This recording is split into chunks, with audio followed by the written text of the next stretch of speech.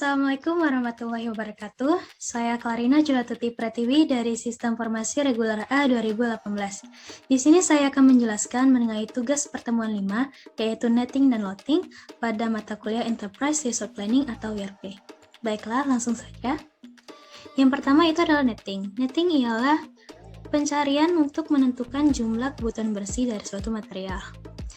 Dari soal pertama dapat kita lihat, yaitu dari peramalan diketahui bahwa permintaan independen dari pelanggan akan dilakukan pada bulan 1 sebesar 15, bulan 2 sebesar 10, bulan 3 sebesar 40, bulan 4 sebesar 35, bulan 5 sebesar 15, bulan 6 sebesar 15, bulan 7 sebesar 5, dan bulan 8 sebesar 18. Sementara persediaan produk di gudang sebesar 25. Berdasarkan perencanaan periode sebelumnya, pada minggu 10 akan masuk barang ke gudang sebanyak 50 unit produk. Tentukan jumlah kebutuhan bersih dari material tersebut. Di sini dapat kita lihat, yaitu periodenya adalah dalam bentuk bulan, yaitu bulan 1, 2, 3, 4, 5, 6, 7, dan 8. Setiap bulan ini sudah ditetapkan kebutuhan kotornya sebesar 15, 10, 40, 35, dan seterusnya. Nah, di sini kita lihat bahwa minggu ke-10 akan masuk barang ke gudang sebesar 50 unit.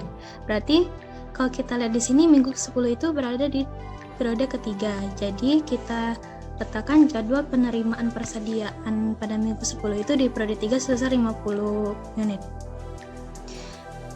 Terus sementara persediaan produk di gudang sebesar 25, itu persediaan awal produk itu ada 25, jadi persediaan di gudang pada awal periode itu ada 25 unit.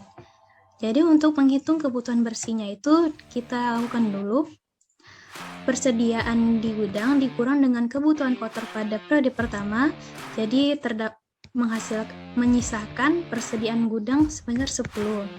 Terus persediaan di gudang dikurang dengan kebutuhan kotor di periode kedua, sehingga persediaan di gudang itu ada 0.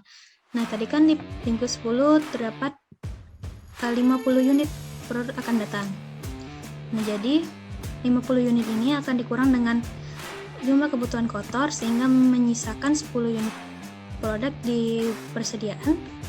Terus untuk periode selanjutnya itu kan kekurangan, jadi di sini kita dapat menghasilkan kebutuhan bersihnya untuk periode keempat itu karena kekurangan dari persediaan itu 25. Begitu selanjutnya di bulan ke-5 yaitu kebutuhan bersihnya itu 15, bulan ke-6 15, bulan ke-7 5, dan bulan ke-8 18. Jadi total jumlah kebutuhan bersih dalam satu periode ini adalah 78 produk untuk netnya. Selanjutnya itu adalah loading L4R. Untuk loading L4R ini ialah loading yang tidak mengeluarkan biaya penyimpanan, sehingga persediaan di gudang itu ada jumlahnya selalu 0. Jadi ukuran loadingnya itu akan selalu sama dengan kebutuhan bersihnya. Jadi untuk periode pertama yaitu kebutuhan bersihnya 10, maka ukuran loadnya akan 10. Kebutuhan di periode kedua kebutuhan bersihnya 28, maka loadnya akan 28.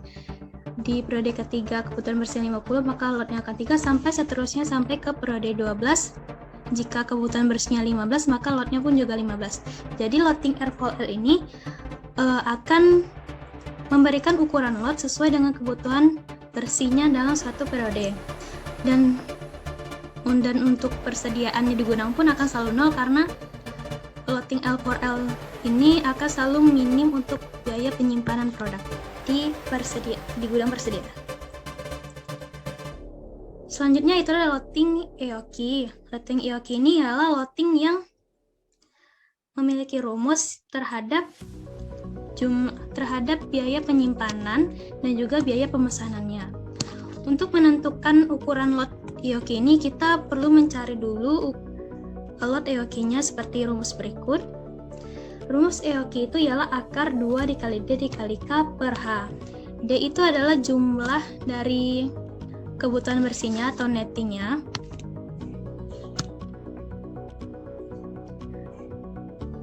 K itu adalah jumlah dari biaya biaya pemesanannya sebesar 25.000 per pesanan, dan H itu adalah biaya penyimpanannya sebesar 700 per unit per periode. Kita masukkan ini ke dalam rumus sehingga mendapatkan hasil 48,11. Di sini saya bulatkan menjadi 48 sehingga POQ-nya adalah 48 dan perhitungan lotnya adalah 48. Di sini maka ukuran lotnya itu akan selalu 48 dalam setiap periodenya. Jadi setiap cara untuk menentukan pergerakan jumlah persediaannya pun sama, dari ukuran lotnya ini dikurang dengan kebutuhan bersih sehingga menyisakan 18 produk. Nah, di 18 produk ini akan dikurang lagi dengan kebutuhan bersih di periode kedua. Kan karena ini kurang, maka kita lot lagi 48 sehingga menyisakan 42 produk. Di sini 42 akan dikurang dengan 0 karena tidak ada kebutuhan bersih, maka persediaannya masih 42. Terus 42 persediaan di gudang dikurang dengan kebutuhan bersih pada periode 4, maka di persediaan tersisa 14 produk sampai seterusnya sampai ke periode 12, sehingga di periode 12 ini menyisakan 12 produk di gudangnya.